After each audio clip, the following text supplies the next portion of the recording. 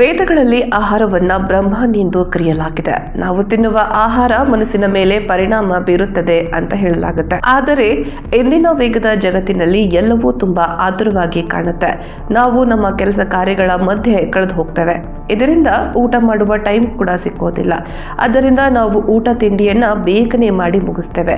ಇದು ಪ್ರಾಯೋಗಿಕ ಅಂತ ಅನ್ಸಿದ್ರು ಕೂಡ ಅದು ಆರೋಗ್ಯದ ಮೇಲೆ ಅನಿರೀಕ್ಷಿತ ಪರಿಣಾಮಗಳನ್ನ ಬೀರಬಹುದು ಅಂತ ಹಲವು ವರದಿಗಳು ಹೇಳುತ್ತವೆ. ಅನೇಕ ಜನರು ತಮ್ಮ ಊಟವನ್ನ 10 ನಿಮಿಷ ಅಥವಾ ಅದಕ್ಕಿಂತ ಕಡಿಮೆ ಅವಧಿಯಲ್ಲಿ ತಿಂತಾರೆ. ಆದರೆ ಈ ಅಭ್ಯಾಸವು ಜೀರ್ಣಕ್ರಿಯೆ, ಚಯಾಪಚಯ ಮತ್ತು ಒಟ್ಟಾರೆ ಆರೋಗ್ಯದ ಮೇಲೆ ದುಷ್ಪರಿಣಾಮ ಬೀರಬಹುದು ಅಂತ ಗೊತ್ತೇ ಮಾಡ್ಕೊಳ್ಳೋದಿಲ್ಲ. ವೇಗವಾಗಿ ತಿನ್ನುವುದರಿಂದ ಸಮಯ ಉಳಿತಾಯವಾದರೂ ಅದು ದೀರ್ಘಾವಧಿಯ ಆರೋಗ್ಯದ ಮೇಲೆ ಪರಿಣಾಮ ಬೀರಬಹುದು. ಜೀರ್ಣಕ್ರಿಯೆ ಮತ್ತು ಪೋಷಕಾಂಶಗಳ ಹೀರಿಕೊಳ್ಳುವಿಕೆಯ ಮೇಲೆ ಒತ್ತಡ.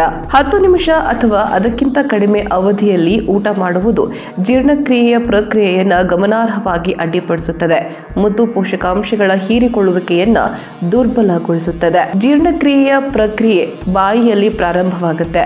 ಅಲ್ಲಿ ಅಗೆಯೋದ್ರಿಂದ ಆಹಾರವನ್ನ ಸಣ್ಣ ಕಣಗಳಾಗಿ ವಿಭಜಿಸುತ್ತದೆ ಮತ್ತು ಕಾರ್ಬೋಹೈಡ್ರೇಟ್ ಜೀರ್ಣಕ್ರಿಯೆಯನ್ನ ಪ್ರಾರಂಭಿಸಲು ಅಮೆಲೇಸ್ನಂತಹ ಕಿಣ್ವಗಳನ್ನು ಹೊಂದಿರುವ ಲಾಲಾರಸದೊಂದಿಗೆ ಬೆರೆಸುತ್ತದೆ. ಕರುಳಿನ ಮೇಲೆ ಹೆಚ್ಚುವರಿ ಒತ್ತಡ. ಆತುರದ ಊಟವು ಸಾಮಾನ್ಯವಾಗಿ ಅಸಮರ್ಪಕ ಅಗ್ಯುವಿಕೆಗೆ ಕಾರಣವಾಗುತ್ತದೆ. ಇದರ ಪರಿಣಾಮವಾಗಿ ದೊಡ್ಡ ಆಹಾರ ಕಣಗಳು ಹೊಟ್ಟೆಗೆ ಪ್ರವೇಶಿಸುತ್ತದೆ. ಇದು ಆಹಾರವನ್ನ ಒಡೆಯಲು ಹೊಟ್ಟೆ ಮತ್ತು ಕರುಳಿನ ಮೇಲೆ ಹೆಚ್ಚುವರಿ ಒತ್ತಡವನ್ನ ಉಂಟು ಮಾಡುತ್ತೆ.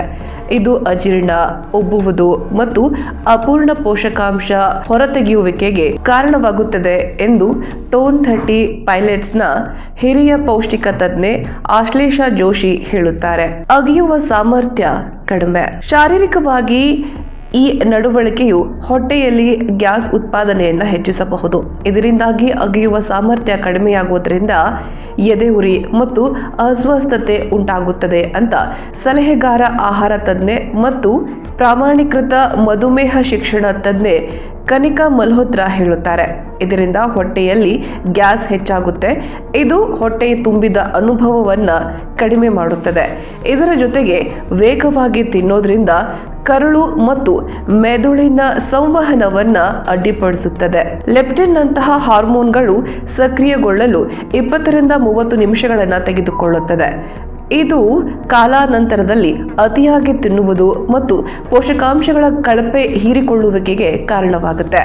ಅಂತಿಮವಾಗಿ ಈ ಮಾದರಿಯು ಬೊಜ್ಜು ಮತ್ತು ಮೆಟಾಬಾಲಿಕ್ ಸಿಂಡ್ರೋಮ್ನಂತಹ ದೀರ್ಘಕಾಲಿಕ ಆರೋಗ್ಯ ಸಮಸ್ಯೆಗಳಿಗೆ ಕಾರಣವಾಗಬಹುದು ಎಂದು ಕನಿಕಾ ಮಲ್ಹೋತ್ರಾ ಹೇಳುತ್ತಾರೆ. ತುಂಬಾ ವೇಗವಾಗಿ ತಿನ್ನೋದ್ರಿಂದ ದೀರ್ಘಕಾಲದ ಆರೋಗ್ಯ ಸಮಸ್ಯೆಗಳು ಉಂಟಾಗಬಹುದು. ತುಂಬಾ ವೇಗವಾಗಿ ತಿನ್ನೋದ್ರಿಂದ ತೂಕ ಹೆಚ್ಚಾಗುವುದು, ಆಮ್ಲೀಯ ಹಿಮ್ಮುಖ ಹರಿವು ಮತ್ತು ಚಯಾಪಚಯ ಕ್ರಿಯೆಯಲ್ಲಿ ಅಸಮತೋಲನದಂತಹ ದೀರ್ಘಾವಧಿಯ ಆರೋಗ್ಯ ಸಮಸ್ಯೆಗಳು ಉಂಟಾಗಬಹುದು ಅಂತ ಮಲ್ಹೋತ್ರಾ ತಿಳಿಸುತ್ತಾರೆ. ಅತಿ ವೇಗವಾಗಿ ತಿನ್ನುವುದು ಸಂಭಾವ್ಯ ತೂಕ ಹೆಚ್ಚಳಕ್ಕೆ ಕಾರಣವಾಗುತ್ತದೆ. ಹೆಚ್ಚುವರಿಯಾಗಿ ಅಧ್ಯಯನಗಳು ವೇಗವಾಗಿ ತಿನ್ನುವುದು ಮತ್ತು ಮೆಟಾಬಾಲಿಕ್ ಸಿಂಡ್ರೋಮ್ ಬೆಳವಣಿಗೆಯ ಅಪಾಯದ ನಡುವಿನ ಪರಸ್ಪರ ಸಂಬಂಧವನ್ನು ಸೂಚಿಸುತ್ತದೆ.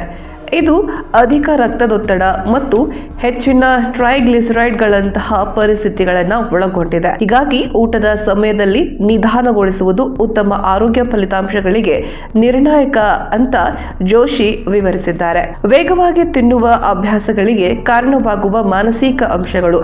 ಹೆಚ್ಚಿನ ಒತ್ತಡದ ಮಟ್ಟಗಳು ಹೆಚ್ಚಾಗಿ ಆತುರದ ಊಟಕ್ಕೆ ಕಾರಣವಾಗುತ್ತದೆ, ಏಕೆಂದರೆ ವ್ಯಕ್ತಿಗಳು ಬಹುಕಾರ್ಯ ಮಾಡಲು ಅಥವಾ ತಿನ್ನುವುದಕ್ಕಿಂತ ಇತರ ಚಟುವಟಿಕೆಗಳಿಗೆ ಆದ್ಯತೆ ನೀಡಲು ಒತ್ತಡಕ್ಕೊಳಗಾಗುತ್ತಾರೆ ಅಂತ ಜೋಶಿ ವಿವರಿಸಿದ್ದಾರೆ. ಹಾಗೂ ಬೇಗನೆ ಮುಗಿಸಲು ಹೇಳುವುದು ಅಥವಾ ಬಿಗಿಯಾದ ವೇಳಾಪಟ್ಟಿಯನ್ನ ಹೊಂದಿರುವುದು, ಊಟವನ್ನ ಆತುರಪಡಿಸುವುದು ಮುಂತಾದ ದುರಾಭ್ಯಾಸ ಅಥವಾ ಬಾಲ್ಯದ ಅಭ್ಯಾಸಗಳು ಪ್ರೌಢಾವಸ್ಥೆಯವರೆಗೂ ಕೂಡ ಮುಂದುವರೆಯಬಹುದು. ಇನ್ನು ಟಿವಿ ನೋಡುವಾಗ, ಕೆಲಸ ಮಾಡುವಾಗ ಅಥವಾ ಫೋನ್ನಲ್ಲಿ ಸ್ಕ್ರೋಲ್ ಮಾಡುವಾಗ ತಿನ್ನೋದ್ರಿಂದ ಊಟದ ಸಮಯದ ಅರಿವನ್ನ ಕಡಿಮೆ ಮಾಡಬಹುದು. ಇನ್ನು ವ್ಯಕ್ತಿಗಳು ಅರಿವಿಲ್ಲದೆ ವೇಗವಾಗಿ ತಿನ್ನಲು ಇವುಗಳು ತುಂಬಾ ಪರಿಣಾಮಕಾರಿ ಕಾರಣಗಳು ಅಂತ ತಜ್ಞರು ತಿಳಿಸಿದ್ದಾರೆ.